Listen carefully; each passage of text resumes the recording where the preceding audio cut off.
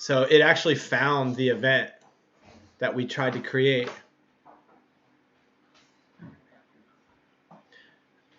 And I bet you they can hear us, which is fine. Yeah, I'll be right back.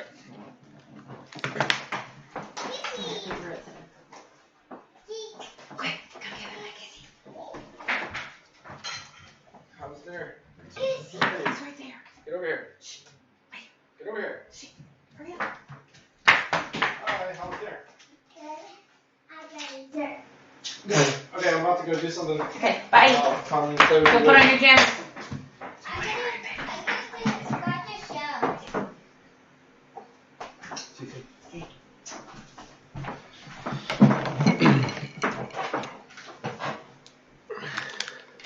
How many people were there? Nice. Yeah, see, this is the whole point. Okay, we're starting. All right. And we're starting right now. Yep. Boom. All right. Let me know if you see us and everything is okay. Yep, and we are live. What is up, guys? There's a little bit of a delay. So this timer is still counting down. I know that's what you guys can see, but how we doing today, guys? Go ahead and drop your questions in the chat today. Hey, Zik is here. What's up, Zik? How you doing? Yep. So here we are. We got Hamza Wahid here. He is the, what are you, like, director of operations? Kind of like the COO, the president of a 1% engineer. Hey, yeah, we have everybody as like director. Rose is director of Instagram. We got Ashton, director of Discord. Serena's director of the interview project. Zik is director of production, I suppose. So yeah, cool. I need to get the chat up because I don't have any of the questions. But yeah, guys, what's up, Zik? Hamza's here. Bill Connie Johnson, what's up? Michael Flores. I feel like I recognize Michael Flores. Guys, if you're just jumping into the chat, hey, Zik, awesome. Let us know where you're from. We know Zik is from Nigeria. Aaron, how you doing? Let us know where you're from. I'm over here in Delaware, right up against the border of Pennsylvania. Hamza's in North Carolina. Tell them what school you go to, Hamza. Yep, so in today's live stream, we're just going to be doing Q&A. I do want to really quickly go over what we're calling the COVID-19 2020 How to Get an Internship Blueprint, sort of like your internship starter kit. It's really a 10 little things you can do in order to pretty much lock down an internship. I don't think you have much time for winter. You can maybe squeeze one out. My senior year, I ended up landing an internship over winter break. It was only 5 weeks. So maybe you guys can make that happen, but definitely for summer 2021, it's probably the hardest time ever to land opportunities. So we'll talk about that. Manny, Kwan, what's up? Catherine, what's up? Lily, what's up? Michael, what's up? First time here. What can I say? You can say whatever you want. So the big things that 1% Engineer helps with people is choose the right engineering major, how to successfully survive engineering school, and then ultimately how to get opportunities like internships and jobs. What's up, Manny? Oh, said you already. So drop questions in the chat. Hamza is going to be responsible for queuing up the next question or two. So if he thinks your question is good, it will be there on the list. So really quickly, guys, how many people we got in here? 13. Awesome. It'll climb up. Go ahead and hit the like button. Smash that like button, and that way more people will pop up on their news feed. So everybody, please hit the like button right now. Really quickly, let's go over this internship playbook. You got any questions before we begin in that, Hamza? Oh, yeah, we might have to troubleshoot that later. Remember, I was worried about that when we were testing. You didn't have the audio levels, so maybe we'll have to probably troubleshoot that later for the sake of everybody's time. I don't know how I could do that and keep the stream alive. But yeah, maybe I'll take a second here. Audio input. Yeah, I'm too scared to test right now. Sorry, Hamza. We'll figure this out. You can co-host another one. So real quickly, playbook, how to get an internship in 2021 summer or even the spring or things like this. Here's what you got to do. I want you to write down 10 names. Let's start with the first 5. So these are 5 people that you know right now in your actual life. You could have met them at a job fair. They could be a professor. They could be somebody who's a team captain of one of your engineering organizations. If you're not in school yet, this would be maybe a teacher, a science teacher or a math teacher, or somebody who most likely knows at least one engineer in their life. And you write down these 5 names and you ask these people to introduce you to existing engineers engineers who are working in the field. If all they have is maybe a student in engineering, that's fine. But what you want to do is create a chain reaction of people who already know, like, and trust you, who can then introduce you to a real human in their life and say, hey, I know Hamza Wahid. He's a good guy. He's a student at UNC Charlotte. Talk to him. He's looking for opportunities. And just because that person, this engineer out in the world, knows the same person that you do, they will take a coffee with you. They'll take a COVID phone call. They'll take a Zoom meeting, whatever.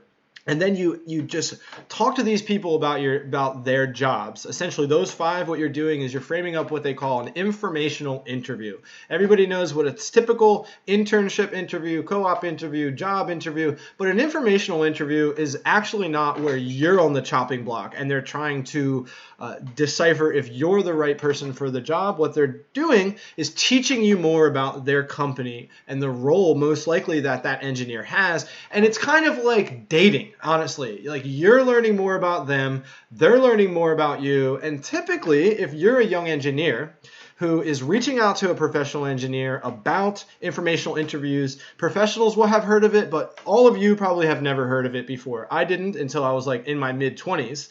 But it shows your ambition. It shows that you are really thinking about your career, and you will impress them just by asking for an informational interview. And again, all that is the 30, 45, 60-minute conversation about what they do, about what the company is, and what the role is. And you're essentially learning more about them to see if you can actually work there. Okay. And then once you impress them, you keep in touch with these people. And then in like 2 months, you say, hey, I'm looking for an opportunity. Can you help me out? And one of those people will have it. So there's the first 5. Here's the second 5. Okay, Hamza lives in Charlotte, North Carolina. It's easy to use him as an example. He can't speak in the stream anyway, so we might as well give him some attention in other forms. So Hamza lives in Charlotte, North Carolina. It's a great part of the country. Unfortunately, North Carolina seems to be going red right now. I will show my political affiliation and dissatisfaction with how North Carolina is voting, but it's a great place because of the research triangle. You have Duke that's there. You have UNC that's there. Hamza goes to a part of the UNC system. And then you also have, Chapel Hill, Durham, where Duke is, and then I guess it's Raleigh, which is a big tech hub, big startup hub. There's a lot of chemical, pharmaceutical things there, a lot of industry there, and so it's a really good place to be. So let's use that as an example. Say you live in North Carolina, okay? You can go to LinkedIn and you can filter through and look for engineers who work at a specific company who live in your city, and just do research on people. Say you pick a company, say you want to work at AECOM in Charlotte, and then you can search using those things. Say you even want somebody who graduated from a UNC school. You can do all this filtering in LinkedIn. I'll show you guys. We need to make another video about this, but you can do the research on people that are sitting in your city. Their faces and their bios are on websites right now, and also they're on LinkedIn. So that's sort of like the blueprint to how to research people that you can, again, email, build a relationship with, and ask for informational interviews. So with all that being said, what new questions do you guys have? Who's going to try that out? What ideas do you have about who you can email for informational interviews? Let me know. Drop it in the chat. And now we're going to be taking questions. So Corral says they're from Australia. Awesome. He's got a good, okay, cool. Michael Flores has a good question. Your question's next, Michael. So I want to give some shout outs. Manny says from LA. Lily Singh, Germany. Yo, Kale Robinson says Australia. Very cool. So we've got people from all around the world. Very cool. Okay, so let's see. Billy Johnson says, I'm watching from Liberia. That's awesome. So what we're doing is, this is the 1% Engineer live stream. We're basically taking questions about engineering Q&A because that's what we do on the 1% Engineer show. Yeah, Michael says, can't hear you. No problem. We'll figure this out, Hamza. I should have dug more when we were doing the test. I could tell that the microphone wasn't activating as much for you. All right, we got Peru, Aaron Sands in there, Latin America, very cool. So Corbin says, watching from Penn State, that's awesome. Penn State Erie, very cool.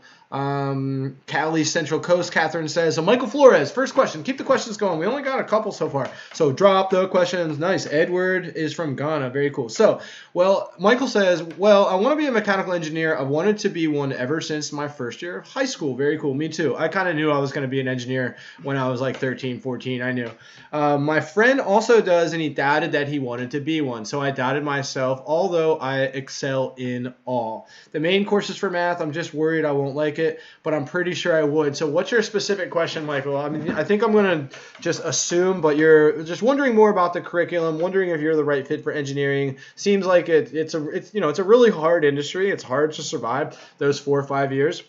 So it's quite easy to have some doubt. So this is what you need to know if engineering is right for you, okay? So a lot of people ask me, can I be an engineer if I'm not great at math or if I'm bad at math, if I don't like math? The answer is no, right? You need to be a rock star in your high school and early calculus. Like if you're struggling at early calculus, if you're struggling at physics and you really hate it, there's a difference between struggling and it being hard. I struggled for 4 years straight in university, but I could still do it. I was good enough. I was average, right? So that's the first thing. The second thing is you need to audit your time and your interests and your passions. And for example, like, do you spend time looking at the SpaceX launch that's happening live right now? Do you spend time reading about buildings and structures? Do you spend time looking into innovative technologies? So many people ask me about mechatronics. They want to be Tony Stark. They want to build robots and work with robots. If these are where your interests are in your, it doesn't matter if you're early university or high school, but essentially if you have that combination, if you're good at math, physics, and science, and you're interested, you find yourself being passionate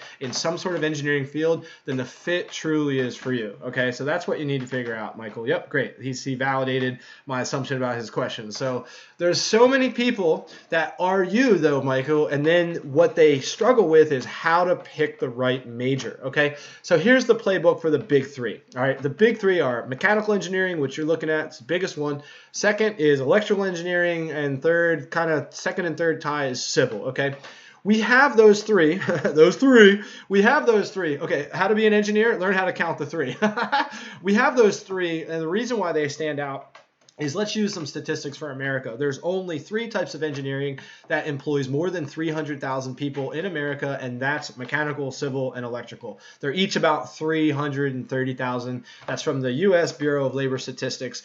And so, aerospace engineering, there's only 60,000, so that's 20%. Biomedical engineering, only 19,000, so that's about 7% of what mechanical engineering has, 10% of what mechanical engineering has, right? So, no, about, 5 to 7%. It's really small.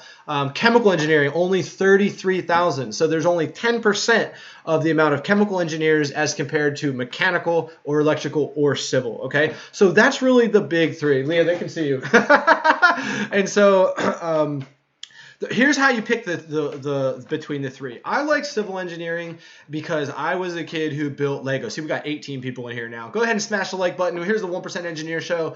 Ask your engineering questions. Drop them into the chat. Hamza, we messed up the audio for him, so you can see him, but you can't hear him. But he's dictating some of the questions, and we're going to figure out his audio. Hamza is the chief operating officer, sort of like president, director, whatever, head of operations, director of operations. So drop your questions into the chat. Here's how you start off picking one of the core 3. And the reason why we start there is that technically aerospace is really close to mechanical. And technically things like mechatronics is really close to either electrical or mechanical. You got to choose which avenue that you go down. Here's how you choose. So civil engineers, they're the type of kids that they build Legos, they build buildings, they build structures. They're analyzing things almost from like a top-down perspective of the world. I played SimCity. I really liked infrastructure style games. I didn't really take things apart.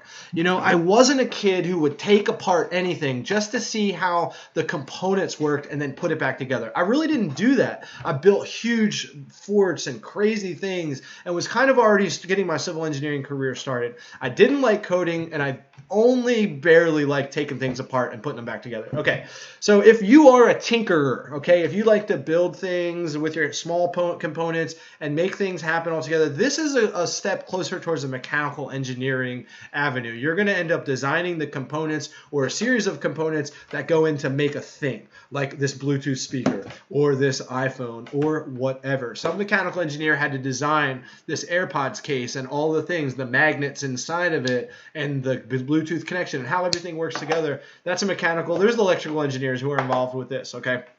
So mechanical and civil are a little bit close, but then on the other side, more distant from civil engineering, mechanical's in the middle, you have electrical engineering. And the reason why there's a disassociation between these two is that Electrical engineers also tinker. They build things. They want to work with circuitry or power or electricity and magnetism and components like this, right? More of the actual signals and the controls and that sort of thing. Like when I put this in, there's a sensor that activates this light and everything's working together. Electrical engineers will work with this. Here's the main difference between electrical. That's exactly where I'm going with this. So Hamza just mentioned a really good thing. He said, what about coding with electrical? I was kind of building up to this main point, which is electrical engineers use a decent bit of coding, okay? So if you like coding and programming and you don't want to be an absolute computer scientist, you could get a software engineering degree, but we're really splitting hairs here. There's not a whole lot of software engineering programs out there because software engineering is a part of computer science. Software engineering is a branch of computer science. That's when you make your own software. You could be a data analyst or all types of other things within computer science and never actually build or make or create software. Engineers make stuff, build stuff, create stuff. Software engineers make software. So if you like programming and software and you still want to get an engineering degree, electrical engineering is the one for you. Most civil engineers use zero coding. Mechanical engineers use some. You can be a mechanical engineer and get by with no coding. You can be a mechanical engineer and use a lot of coding, but as an electrical engineer, you really do need it. And so I find that electrical and mechanical engineers are far more popular than civil nowadays because people kind of know that civil engineering is like read the manual, build the bridge, read the manual, build the bridge. It becomes kind of like a cookbook type thing. That's why for civil engineering, I went into transportation and technology. I worked with driverless vehicles and all types of data for transportation. Transportation is getting crazy. Delivery with drones, vehicle-to-vehicle technology. It's very cool. So those are the big three. I hope that helped you, Michael. Let's get on to some more questions. Shout out to everybody who's just coming in here. Let us know what type of engineer you want to be, where you're from, and if you have an engineering question. Hamza, were you able to spot another new question, a good question?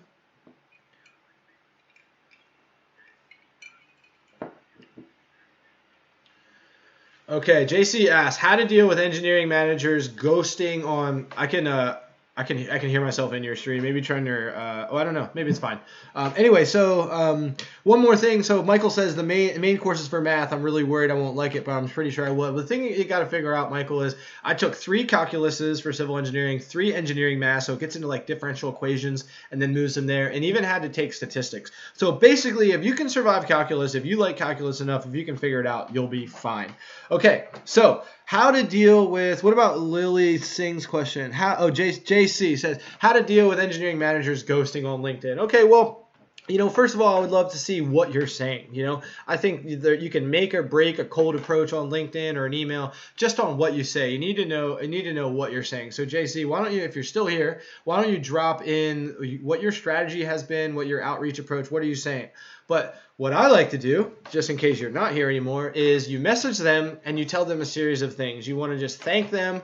For example, you want to reach out to people who, you can't just reach out to anybody. I reach out to people who are either active on LinkedIn or there's some reason why you think they might respond to you, right? If you're just cold messaging people on the internet, on LinkedIn, they may not be somebody who actually wants to respond to you, so you got to make sure. For example, like Solomon Rosenbaum, I really like him. He runs engineeringmentor.com. He's super active. You can follow his posts. You can follow his activity. And so there are engineering professionals like Sarah Edwards, who we just interviewed at Microsoft, who she goes on a lot of podcasts. She puts out content. These are the type of engineers who are going to respond to you. So are you messaging the right people? And then once you're messaging the right people, the second thing is you got to show up with relevancy. You got to show up saying that they inspired you or thank you for your contribution to this engineering project that you posted about. It really gave me ideas about the future of my career, things like that. But you want to show up with some sort of relevant, connected piece of information to something that they're doing, right? If they work for AECOM and you just saw that AECOM won a project in Chicago and you live in Chicago and this person on LinkedIn also lives in Chicago, they most likely know about the project, could have even been on the project team. So if you show up with just something of value that like, yes, I'm following you, not just like, hey, I'm looking for an internship, that's a really good way to not get a response. And once they get a response, you want to build a relationship with them. You don't actually want to show up with an ask right away. way. You want to ask more questions about the project, maybe ask more questions about them. Most people who are in my position who have reached the professional level or have worked in engineering, what they really want to do is help people just like you. But you got to find the right people, and you have to build a relationship instead of just showing up with an ask right away. JC, I'd love to have a follow-up to that. I think he's still here, but I'm not sure. So let me know in the chat, JC, if you're still around. He's talking about, is it just a numbers game? No, I really don't think so. It's quality over quantity. You got to know how to build these relationships. And that's why in the playbook for how to get an internship, we did not talk first about cold messaging people, because it's still really hard. You want to start with introductions to people that you know who have access to people in the engineering world. Does that make sense, guys? If so, and you like that stuff, drop a number 1 in the chat. All right, so Lily, I'm going to go back to Lily's question. I'm studying process engineering and renewable energy technologies, but because I'll be graduating in 1 year later than what I should be, I'm worried. But I have taken seminars and have been learning Chinese. Cool. I see why you skipped over Lily's question, because it's not really a question. Don't be worried. You just have to get a virtual internship or some sort of real internship, and we're giving you the playbook on this stream right now.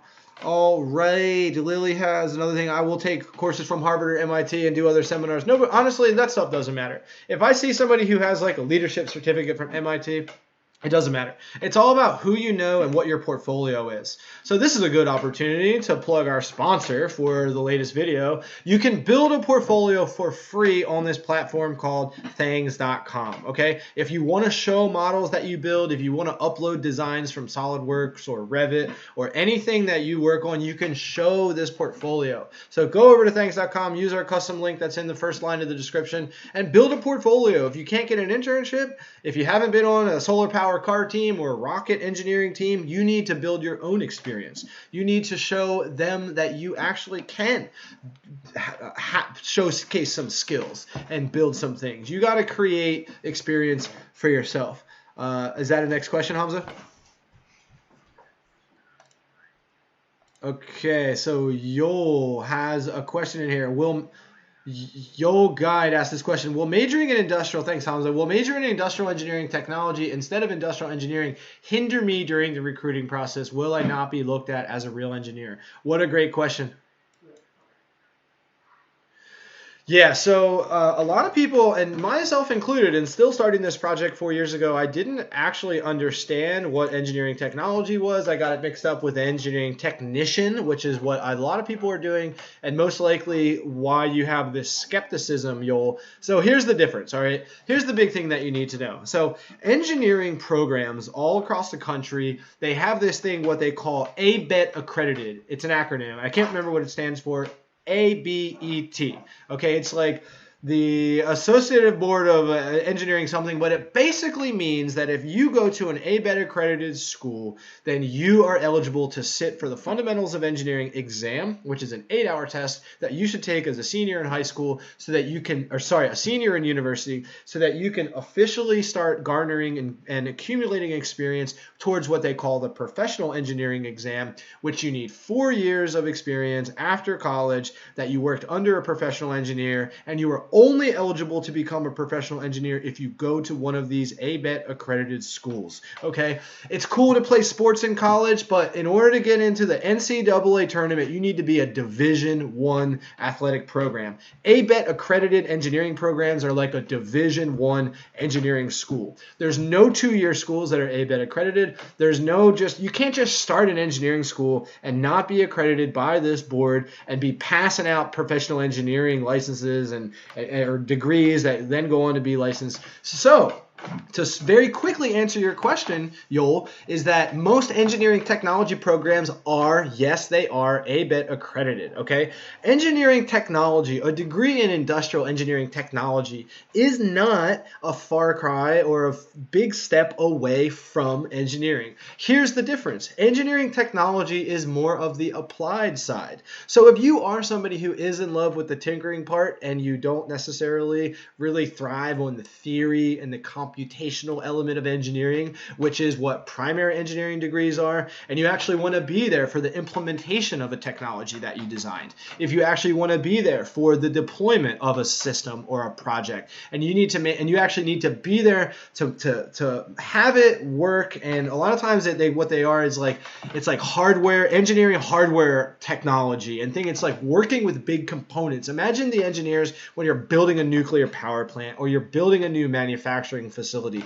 There's all these things that need to go right there on site within the project that an engineer who's wearing white collared shirt sitting behind a computer has no clue how these things actually work in the field. So you will not get disrespect from people who know what they're talking about, particularly if you go to an ABET accredited engineering technology program school, however you want to word it, just like all these other people are. So that's a great question. What we got next, Hamza?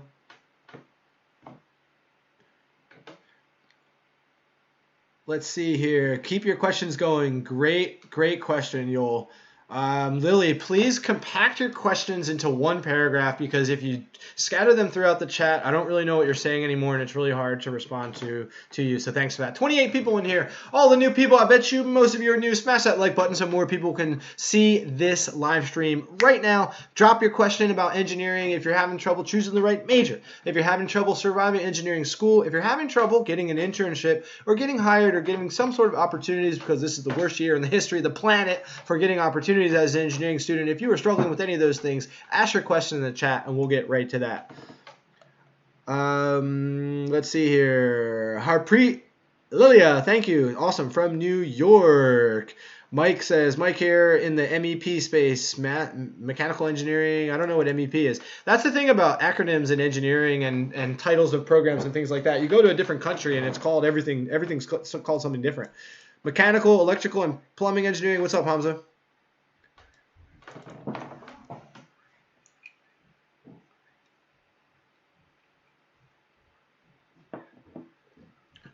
Okay, it's probably best to drop it in the chat, because when I'm listening to you, they're listening to just silence. So I can feel for people who are. So which? Oh, sorry, I didn't realize that. Okay, let me go take a look. Okay, good. So who asked this question?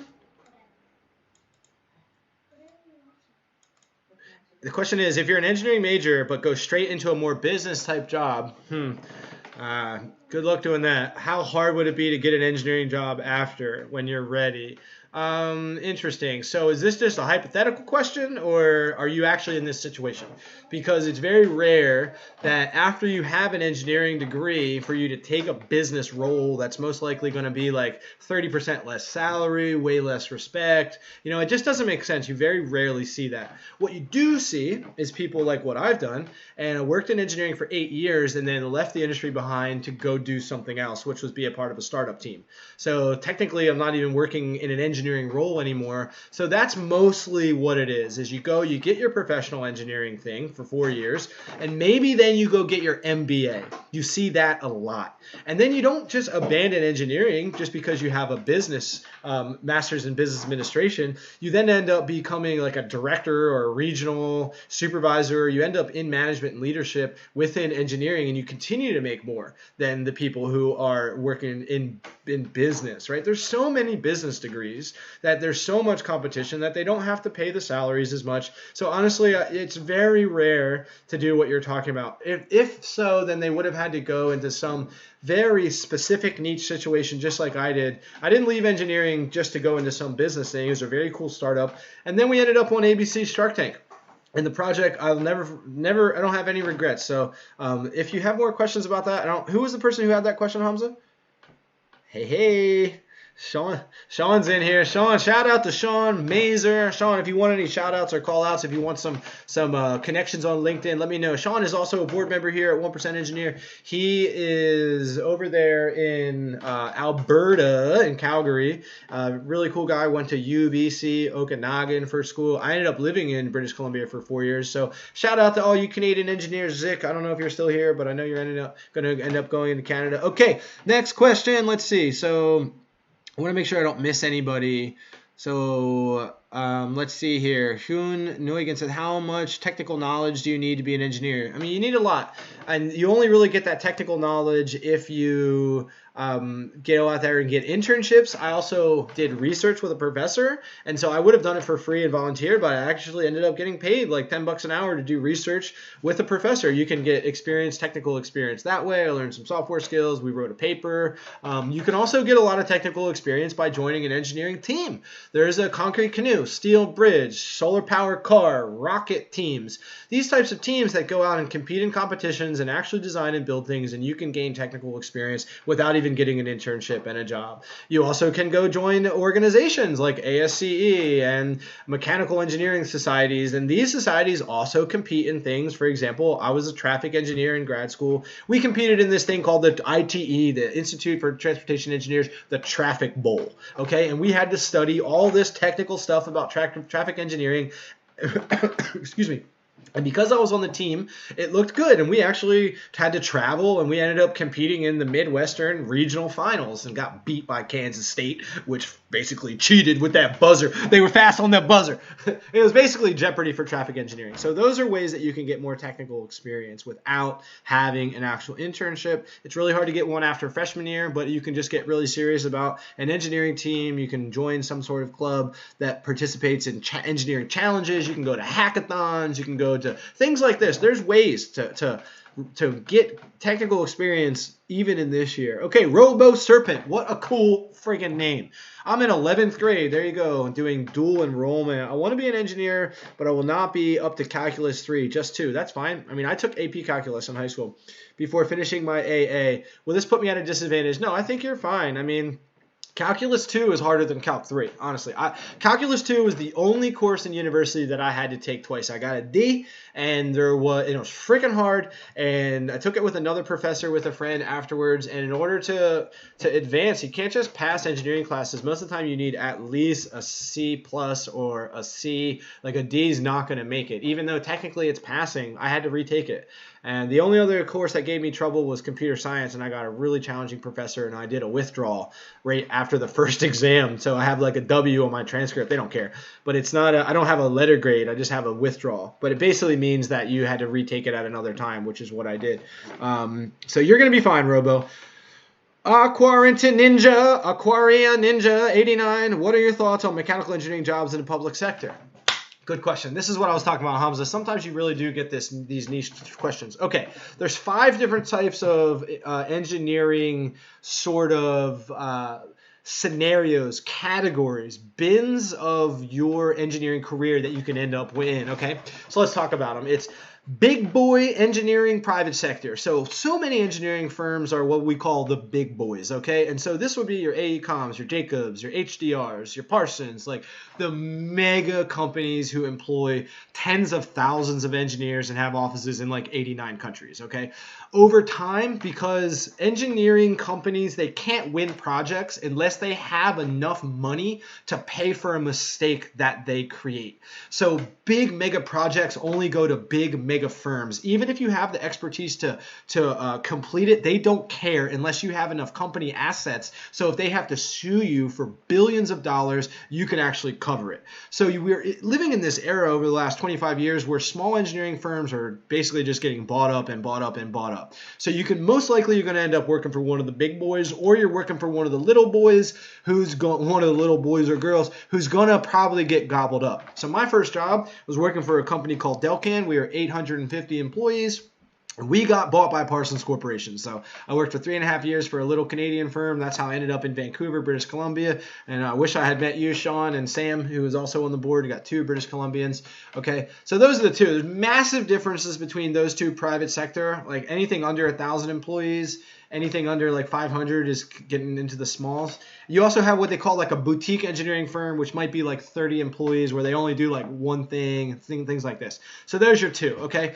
Then you also have public sector, okay? Public sector, to answer your question, is basically working for the government, okay? So this would be working for the Department of Transportation, working for the Department of Defense. Technically, like NASA is a part of the government. NASA hires all these government contractors like Northrop Grumman and Lockheed Martin and Raytheon. And they're just big, again, big boy private sector engineering firms that get hired by public sector government projects. So what's the big difference? You have polar opposites here in private sector versus public sector, okay? Public sector is the government. Private sector is a company, okay? So company, the more you work, the harder you work, the faster you work, the more money the company makes. So it is fueled by capitalism, okay?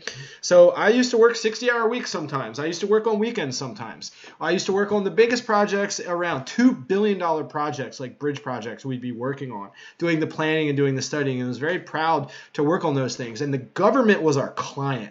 They actually, most of the money that the big boys get to build a bridge, to build a mega road, to build a nuclear power plant, to do whatever, is coming from the government, okay? So they control the budget, they control the timelines, they control these types of things. So you're usually like waiting on them. They move slow. You're never going to get fired at the public sector, right? And I'm talking like this because this is kind of what it feels like in comparison to my normal energy. So government contractors, your job security, your benefits are probably going to be better. You're not going to get paid as much. A lot of engineers are fixated on this idea of getting a humongous salary. You're not going to get that for the public sector, okay? But you could have an awesome career. You might even retire with a pension, things like that. But those are sort of the main three. The other two is working in academia. So this would be being a researcher. You could go get your PhD, get your master's degree, and you could technically work in an engineering lab or an academic research group or some sort of situation where you're most likely employed by a university this time, and you're doing research, writing papers, analyzing data, and you're just a researcher your whole career. Sometimes people do this, okay? You can also be in a very technical role for a private sector, but true research type people need to be in academia. And the fifth one is working for a truly small boutique engineering firm or like a startup firm. You do have engineering companies that it'll be like 8 people and they're working on some software that does something awesome. And that's like really fast, get a lot of experience, get a lot of notoriety, but you probably won't get paid that much. Like me and my startup team, Nerd It Now, the compensation is nowhere near. I took a massive financial pay cut in order to leave engineering to be a part of that. But the stuff we've done, we've traveled all around North America. We were on Shark Tank. Like people, we're famous around here. I wore my Nerd It Now jacket around and people treat us like we won the Nobel Prize. Those are the types of things that you can achieve if you pick the right startup team. So those are the big 5. And again, just a massive distinction between private and public sector. So great question, Hamza. I see that you dropped a new question into the chat. Thank you for that. Let me know who this question is. I really like to shout out the person. So Layla, your question is next. So the question is, how about a master's in technology management after completing an engineering degree? Okay. Right. Okay. So here's what I want to talk about. I meet so many people who are 14, 15, 16, 17, and they already picked out which engineering school they want to go to, the program that they want, where they want to get their master's degree, blah, blah, blah, blah, blah. Okay. I went to grad school and I really shouldn't have, but I went because of the economic scenario. It would have been like graduating in the spring of 2020, which I graduated in the spring of 2009, which was when the housing bubble had burst, and it was a really bad time. And I went on to grad school and I really shouldn't have. I should have waited and went to go get my MBA. But so many people, they just think like, oh, I want to get my master's just to get a master's before they've decided it. This is not even the way to think about it, okay? Only if you're a junior in college or later right now should you really be thinking about a master's. Here's why. So the right way to do this is to go get your 4-year degree, do your 4 years, your 5 years, whatever it takes, and then go get to work immediately, okay? Immediately. Even if you are 100% jet set and have full funding and somebody's going to pay for it and you can get scholarships, don't go get your master's right away. Why? Because you have no idea what that type of engineering that you've majored in is really like. Unless you have like 3 or 4 internships, which I was fortunate enough to actually have, and I pretty much knew the sector, but I still don't think I should have gone to get a technical graduate program. But you need to go get to work. The right formula is graduate at 22, 23, 24. Go get your 4 years of professional experience, okay? You can jump around between 2 companies, do 2 years, do two years and maybe 1 and 1. I really like to stay there for 2 years for your early career. Work for 2 companies, get that 4 years of experience, get your professional engineering exam. You get a huge boost in in salary after you get your PE, and then you can go shop around for a company that's going to pay for your master's to then keep you for another 2 years. And also, you know, because you've worked for 4 years, what type of engineering is worth investing more deeply in for your master's degree. So the way to know is you got to get to work first. So chances are you are not somebody who's 2, 3, 4 years into your career, because I can tell you already spoke in future tense about the question. So I hope that helps you guys understand. They said, what about after completing an engineering degree? I can see that they haven't even completed it. So that's the way to think about it, guys. You can go and have an awesome engineering career without ever having a graduate degree. Most people do, and so it would be fine either way. Got another question, Hamza? I'm gonna do some. Sorry.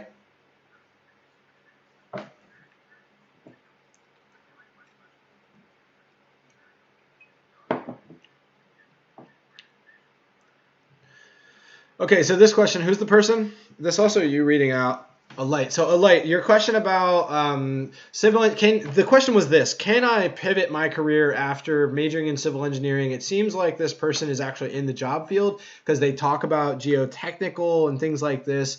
So I would really like to know, like, what is it that is making you want to leave engineering? You might feel disinterested or whatever you said, but I want to kind of unpack this question a little bit more. So Alight, if you're still here, let us know more about that. And the other part of your question that is really interesting to me is, what type of industry do you want to go in? So fortunately, with an engineering degree, you really can do whatever you want. People know that you're smarter than everybody else because besides being a doctor, a lawyer, a dentist, which are all like 4-year things after 3 to 4 year things after engineering degree is seen as the highest caliber undergraduate degree you can possibly get. So people know that if you apply yourself and learn something, that their process, their software, their business model, you can do anything you want. You want to know how many engineers go on to law school to decide they want to be lawyers? Tons. Okay, you can do whatever you want with an engineering degree. Engineering degree, math degree, chemistry degree, physics degree. People know that you can figure anything out. So to answer your question, you really can. The question is, why do you want to go? Are you just unhappy about something and should maybe be doing something else than just totally abandoning your engineering career? Or is it something that you're more passionate about? And just like me, I'm still using my engineering career, but I'm working with startup teams and working with different projects and basically left behind kind of like stereotypical engineering, but I'm still using the engineering type of thinking, and my experience has parlayed into the next thing. So I'd love to be able to unpack your question a little bit more. Let's see. Robo says 1. Yeah, JC is still here. Jay, I can't remember what I was.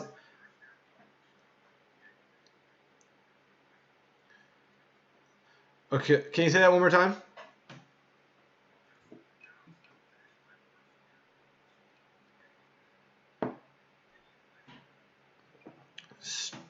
First year college, struggling to get in an engineering program. Any advice on that? What are you struggling on? So I don't really understand. So it's a lot of universities, they don't really let you, like I went right into the civil engineering program, okay? They don't really let you do that anymore in a lot of schools. You have to come in as either a general freshman or a general engineer, and then you have to get admitted into the program, okay?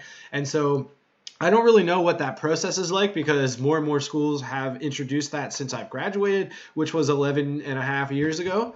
Wow, that's crazy to even think about that. I'm 33, guys. And so I want to know like what it is that you're struggling with or intimidated by, or like what does your specific horizon look like in terms of things that you're trying to figure out, and then we can go over that.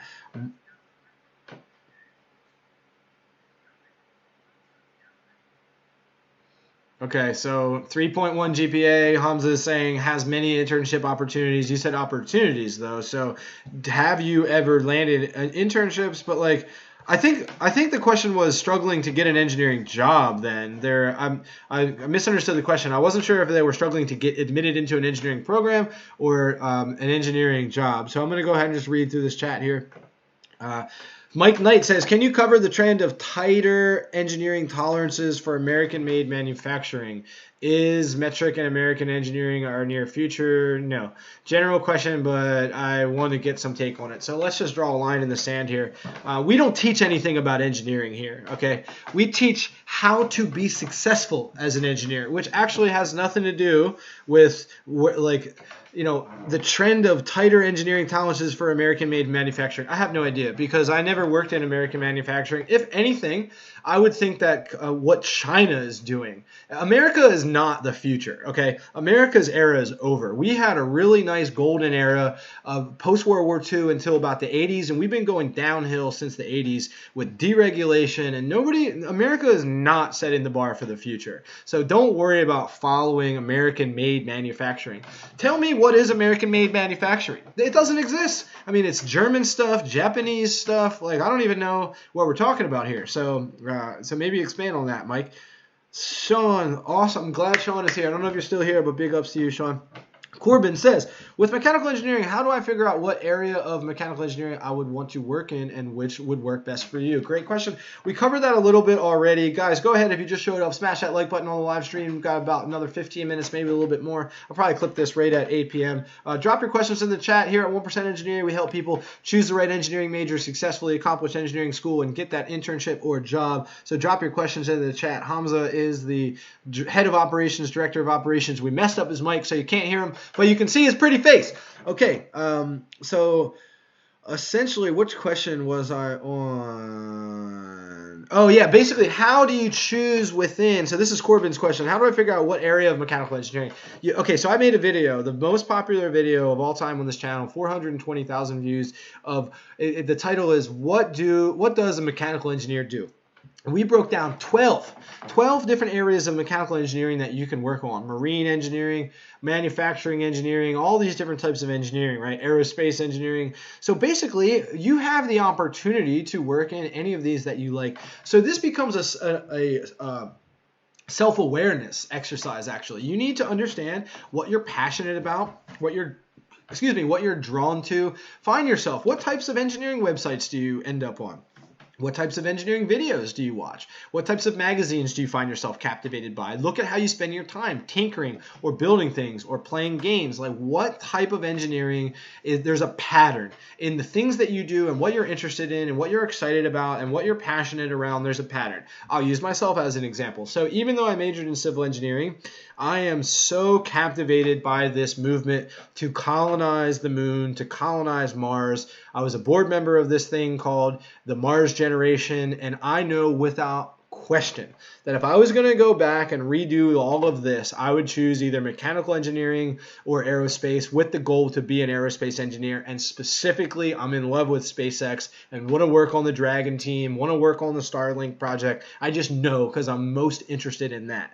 And so when you're passionate about something and you're interested in something, then work doesn't really feel like work. You're investing in changing the world and doing something cool. And so that's what you got to figure out for yourself. Nobody can help you figure that out but you have to look in the mirror and figure out what you're most interested in.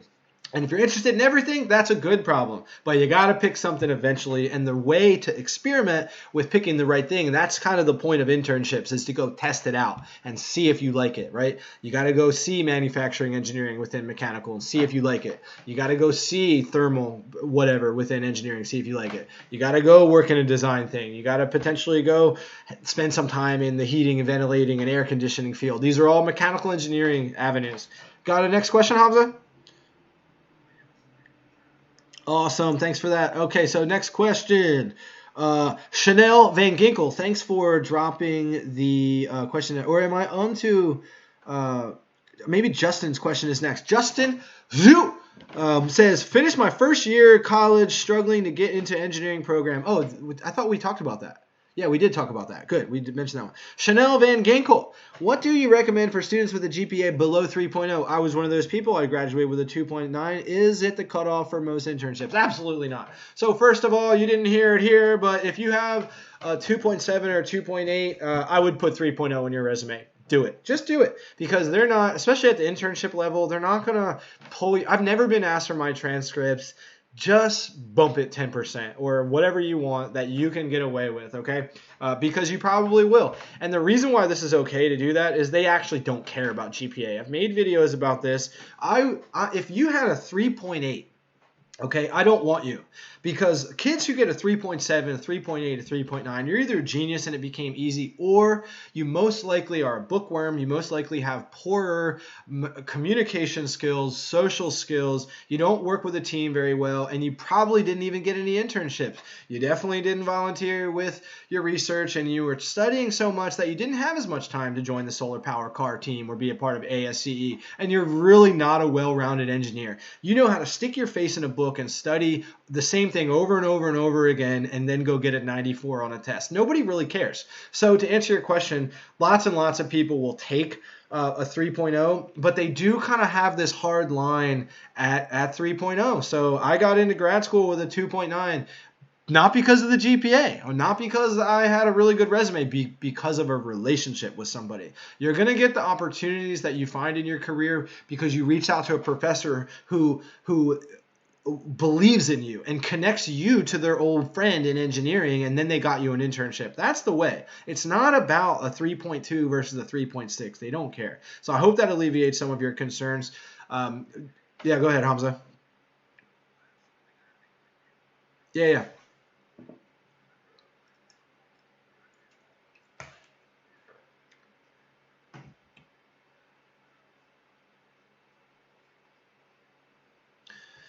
You can. So what Hamza said there was sometimes people.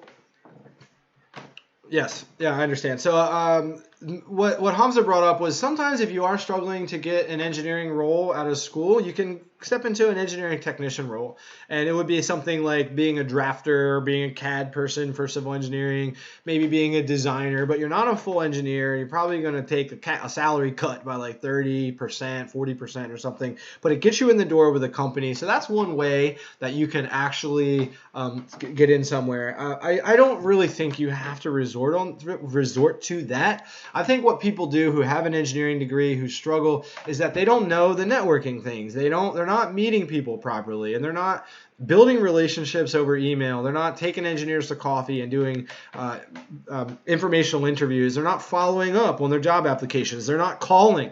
If you apply to 100 places and you fucking call all of them every week until you get hard no's from people, one of those people is going to give you a yes.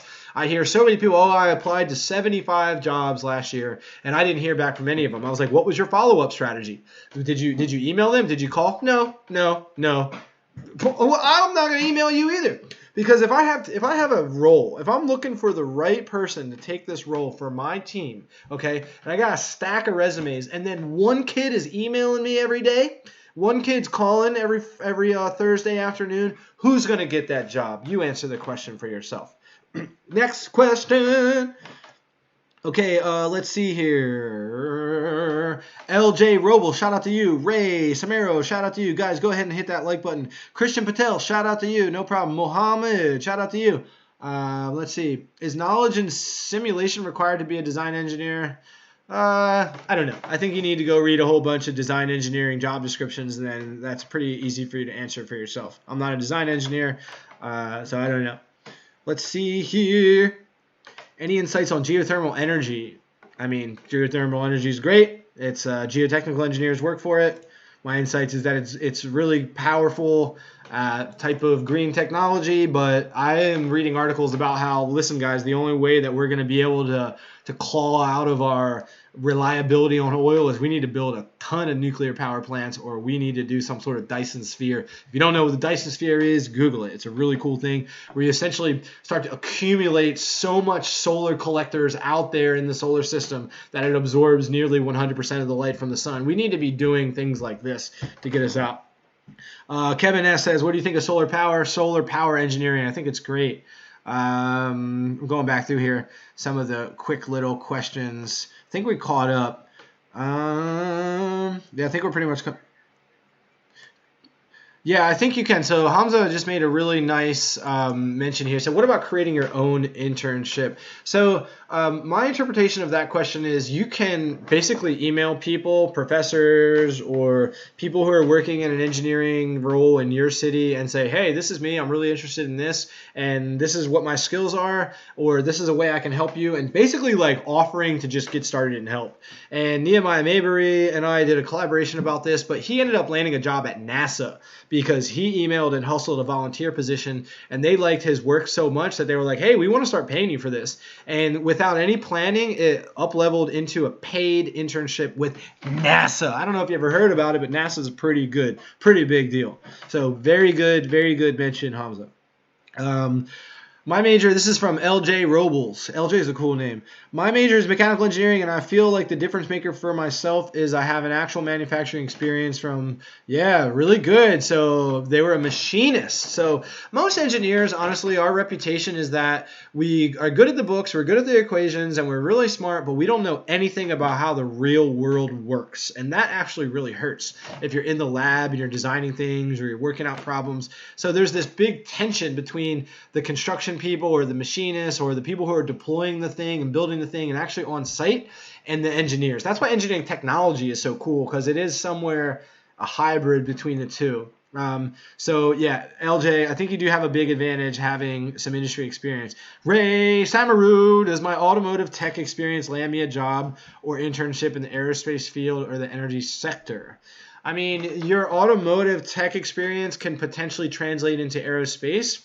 It's all about how you frame it. So what things did you do in the automotive sector? Nice. What things did you do in the automotive field that could translate into, like, did you work with heat and thermal energy? There's a big aspect of thermal into aerospace engineering. Did you work with systems control? That sort of thing. There's ways that you can correlate the two. You just need to make them seem associated so that you can sell yourself for that role. LJ has, let's see here, also been part of a university autonomous vehicle project for the past 2 years and got tons of leadership experience. That's great. See, this type of thing. See, LJ, I like LJ. LJ is on point here. Kashan Patel, would you recommend changing to 2.9 to a 3.0? Changing, yeah, I would. If you have a 2.5 to a 2.9, change it to a 3.0. Honestly, just do it. I don't think you're gonna hear stories. I've just heard of so many people doing it, and it's pretty rare. Now, you don't want to lie and make up experience. The CEO of Yahoo got fired for that. There are people who literally lie on a resume. They make up things that aren't true. I think gray zone fubbing a GPA to make it look acceptable is, I don't know. I mean, it's just something that I used to get away with. I don't have to do it anymore. They don't look at GPA. But to get you in the door, a lot of places they use 3.0 as like this dotted line. It's a bar. They only want to look at students who are 3.0 and above. And if the computer is going to rule you out because it says 2.9 versus 3.0, fucking change it to 3.0. Honestly, that's what I believe in. And it's like no harm, no foul, because again, you're not really getting hired because of your GPA, but they might rule you out if it's under 3.0. So that's just my suggestion. And if people want to put me on record saying that, don't care. Let's see here. Tell us again about how did you get the dean to count criminal justice? Wow, Pablo, I can't believe you remember that. That's so awesome, Pablo. You are awesome. All right, so when I was an engineering student, okay, I had such a weird relationship with my academic advisor that I stopped going to her. I didn't think she was helping me. I didn't really like the relationship. And so I stopped getting advice from a person who is literally a civil engineering professor at the university and just chose all my own classes, which a couple of my friends were doing. I thought that was fine. So I took criminal justice my sophomore year. 2 years later, here we are, the spring of 2009. It's like March. And we're meeting with the dean of the civil engineering, entire civil engineering college. So there's about 120 engineers who are in civil and environmental engineering at UD. And Dr. Chages was my professor for Steelbridge, and then he also was the dean of civil engineering. And so I had a relationship with him already, okay?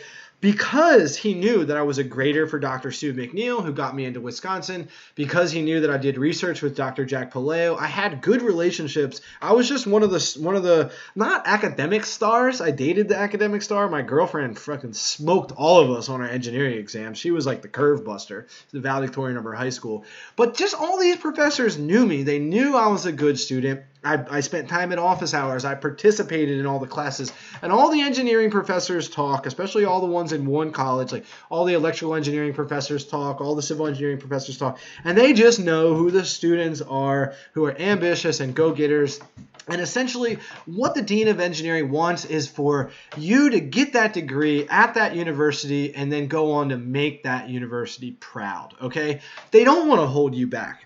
And they don't want to make problems for you. And 34 people in here, go ahead and smash that like button. Want to stick it out. Maybe try to get up to 50 people here before we clip the stream. But what Dr. Changes told me, he was like, oh, you took criminal justice in sophomore year? He's like, what'd you do that for? I told him the whole story. He's like, well, I really hate to tell you, but the breadth requirements, so like, you know, to take the soft electives like psychology or this or that are dramatically limited for an engineering degree, Jake. And criminal justice actually doesn't count towards an engineering degree at all. And I'm sitting there like melting on the ground. And I'm like, holy crap, I made a huge mistake here. What have I done? And he says, you know what? You know, he said the whole thing back to me. You're a good kid. I know you work really hard. I'm pretty sure that I don't think I had gotten into Wisconsin yet, but this would have been devastating to me, right? And so he was like, here's what I'm going to do. I'm going to make those credits count for you. And he basically changed the rules and let me slide and check the box on my transcript. So instead of having like 121 credit hours, I got the 124 and everything was fine. But again, it was because I had relationships with those professors. They knew me. I spent time with them after class. I participated. I went to their office hours. And when opportunities came up, like being a grader and being a researcher, I got those opportunities. And then when I was in a bad spot and I needed to ask for help, they were there to help me. Okay. And so these are all things that you can do. It's free. They don't require being a genius. They don't require doing anything. You can have virtual office hours and having phone meetings, and even during COVID, you can be building these relationships with your professors. Your professors are the most qualified, connected, successful people that you have access to in your life right now, so you should be building a good relationship with all of them, especially the ones where you can actually get a B or an A in their class and they don't think you're a shithead who doesn't study for their class. So great question, Pablo. I'm really impressed that you remember that story because I've told it on stream a few times. Or on videos a few times, but not a lot. And so I'm really impressed. Thank you, Pablo. Send me an email. Oh, I can't. I'm not signed into the chat. Hamza, can you drop my email into the chat for Pablo? And whoever else wants to email me, send me an email. Okay, a couple more questions here, guys. Michael Flores is back. Dyson Sphere. I want to make a design of a Dyson Sphere by the end of my college life. Do it. Go to thanks.com. Use our custom link in the description. And get started with your free portfolio. It really helps the channel right now. So everybody in the live stream, I would love it if you could sign up for Thanks. Everything's free. Go use the link in the description. Get your portfolio started. Let's see. LJ, apply. Don't be afraid to apply and get rejected. That's right. I applied to like 80 jobs when I was in grad school. Even 2 years after the recession, it wasn't a very good job market, and I only got interviews and opportunities where I knew people in the office. That's honestly what it was. It still wasn't my like hustle and grind and apply. I got rejected from, excuse me, I'm burping or hiccuping. Got a lot of good questions here. Okay, Cup, a best way to develop soft skills. All right, let's do a grand finale. Let's do a lightning round. If you can get your questions in the next 2 minutes by 8:02, I'll answer it. All right, let's see. Best way to develop soft skills. Yobel Abraham, cool name. I really think that the biggest thing that you guys can invest in is your communication. So you should be looking for any opportunity to go to any job fair. You should be going to any opportunity to go to a club and go stand up and talk in front of groups and be the Toastmasters, I'm sure there's student versions of Toastmasters or things that are really, really cheap, but don't be that engineer. See, I was able to succeed in engineering because I wasn't afraid to present, and my engineering teams were always like, can't you just do it? And they did more of the technical work, and I was the one who took the hard conversations to the professor, and I was the one who did the presentations, and we were the ones, like me, and I was the transportation head for my senior design course, or senior design team, which was 21 people. I wasn't the team captain of the whole thing. I should have been. But any opportunity to communicate, okay, I want you guys to go buy this book. It's called Dale Carnegie's How to Win Friends and Influence People. That's one of the best books you can learn about for how to ask questions and listen more and make things about them. And you incorporate these social skills and communication skills into your life, and you're going to be a rock star. You just got to get out there and do it. I'll use Hamza here as an example. Hamza does this really cool thing called pick up and game, and he literally makes a quest out of walking up to women that he doesn't know on the street and just cold approaches them. And he's done this hundreds and hundreds of times, and it's terrifying every time, but it gets easier every time. I go to engineering conferences and networking things and this and that, and everybody's so afraid to walk right up to somebody and be like, hey, you look interesting. Tell me about what you do. And the more you do this, it sucks and it feels awkward. But the more you do it, it's just like anything else. The more you swing that golf swing, the more you drive that car in parallel park. Everything in life is about iteration and repeat and rinse and repeat and build the skills. So any opportunity you can to communicate, that's the soft skill that's going to really accelerate you. Leadership and trustworthiness and these types of things. Communication's the one. Okay, communication's the one. Got a lot of good questions here. Awesome. Michael, I'm going to do some shout outs. Michael Villona, I got your question. Ray, Jahim, Robo, Joshua, all your questions I'm going to get in here. All right, lightning round. Why do engineering technology graduates get treated like the stepchild of engineering? It's because people don't know that it's a true ABET accredited engineering and they think it's an engineering technician. People are uneducated. It's called ignorance. When you don't know something but you think you do, you're being freaking ignorant. So you need to educate them. Good question, Michael. Ray, how would you build a proper connection with your professors during COVID? Email them and appreciate them. Tell them that they've inspired you to participate in a type of engineering that's something like what they teach, and then read about their research. Okay, go look at their website on their university profile. Every single paper that they've ever written is on there. All of their grad students that they currently have is on there. Learn about that professor, become interested in them, and build a relationship with them, and email them. Ask them questions about their career. Ask them questions about things that you're learning in class that can be more applicable to an internship. Just ask them questions. They want to help you. Build that relationship. Don't be scared. And then once you email a couple times and you're building that relationship, ask for phone meetings, ask for Zoom meetings, ask to get together face-to-face for coffee. That's what it is. Jahim, hey guys, new here, young guy, international student preparing to go to uni in a couple years. Any advice? So what do you want advice for? So take calculus, or what do you want advice on? Take calculus, take all the AP Math, AP Physics, AP Chemistry if you can. If you don't, load up with all those courses. Go to hackathons and then probably join 1% Engineer Core Team. Send me an email. Robo Serpent. During this time, what is some ways to gain extracurricular activities? See this pattern, Hamza? So many people have this. They don't know how to get experience. So here's what you can do. You gotta build that portfolio yourself. Go to Reddit. I did a video about this. Would you say, Hamza? We did a video about this. What should engineers do in their free time? Go find that video. It came out like 8 weeks ago. Yeah. Make CAD models, build portfolios, join engineering teams, start your own engineering club, download free softwares like Revit and SketchUp, and try to get a bootleg copy of SolidWorks. Open rocket for aerospace, Hamza says. Yep, you can build rockets, but you can build your own experience right there at home. Other ways, you can email people, engineers, professors, anybody in your city, and just offer to volunteer. Hey, can I work with some of this data? Hey, can I take another look at this or that? Just offer to get involved, okay? Again, write down the 5 people in your life who know you: a professor, a teacher from high school, a team captain of a club leader, somebody who anybody at all who's connected to math, science, or any sort of industry. Ask them if they know an engineer and ask them to introduce you to them and offer to get more involved with their team. Just volunteer. Honestly, people don't say no to helpful people. Let's see here.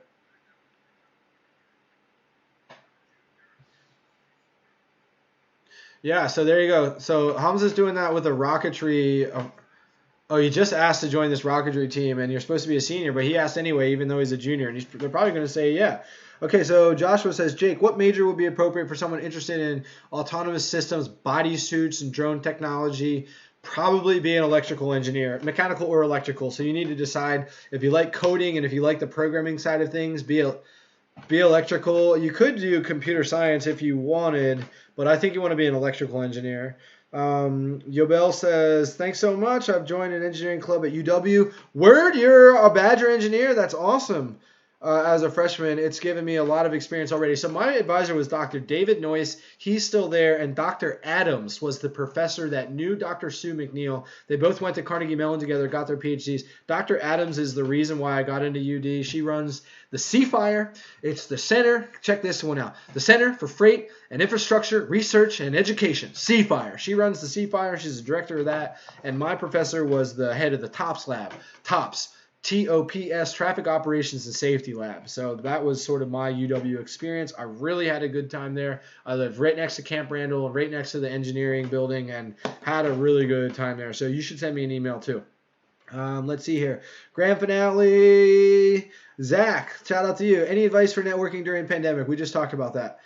Corbin, sometimes even your uni will provide these programs for free. Yes, that's another thing. UW, University of Wisconsin at Madison, there's a guy there named John Archambault. Okay, he's the director of the Engineering Career Services thing, and they have workbooks, and I actually have an ebook. If you guys want a copy of the UW-Madison, it's like the 2009 How to Get an Engineering Job Starter Kit. It's a book that's like 60 pages about resume building and outreach and networking, and I've built some of this programming for 1% Engineer based off of that, just sort of supplemental information. But your university may have a career center or career resources just for engineers. UW did. Yours might too. Great. Look, Penn State, Corbin says, that's awesome. CAD software is free, MATLAB. Yep. The Light, as a civil engineer, have you worked only in transportation engineering or worked in construction as well? Always interesting to hear from you. Thanks. Very cool. So I worked in kind of two areas within civil.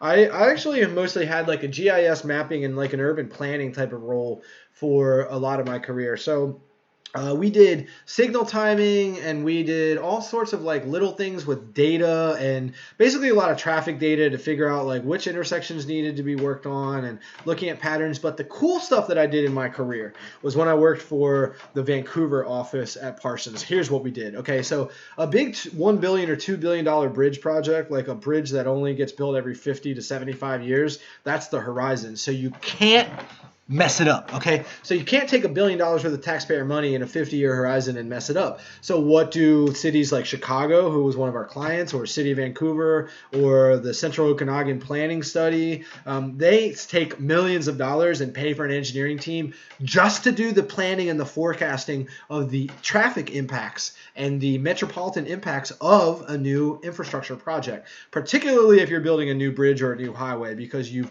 essentially changed the entire system. And they need to make sure that they don't make a mistake, because once you build it, it's too late to change it. And so what I did for most of my career was, let's talk about the city of, let's say New York City. Everybody knows New York City. So there's tons and tons of bridges that go into lower Manhattan, and all over New York City there's bridges. But what if they're going to build a brand new huge bridge? It's going to change everything. So what you got to do, you have to create an existing model of New York City and make it be, it's like in a snow globe. It's a perfect little replica of the city that at 7 a.m. when traffic is congested, it operates just like that. And you tweak it and you what they call calibrate it to be as perfectly close to today as you can. And then you shake it up, shake the snow globe up, and then you crank it up and you pretend like you know what it's going to be like in 50 years. It's a big guessing game. Cars are going to be flying by then. Clearly, they're already flying in Dubai. Look at the E-Hang with the E80, right? So we have no clue, but we pretend like we can forecast. And then you choose, usually the number was 4. You do a no build and then 3 engineering solutions. They call them alternatives. So alternative A, B, and C. And then you build different versions. So you take your base model, you take your future model. So base model is today. Future model is crank up the dial, turn up the congestion, turn up everything.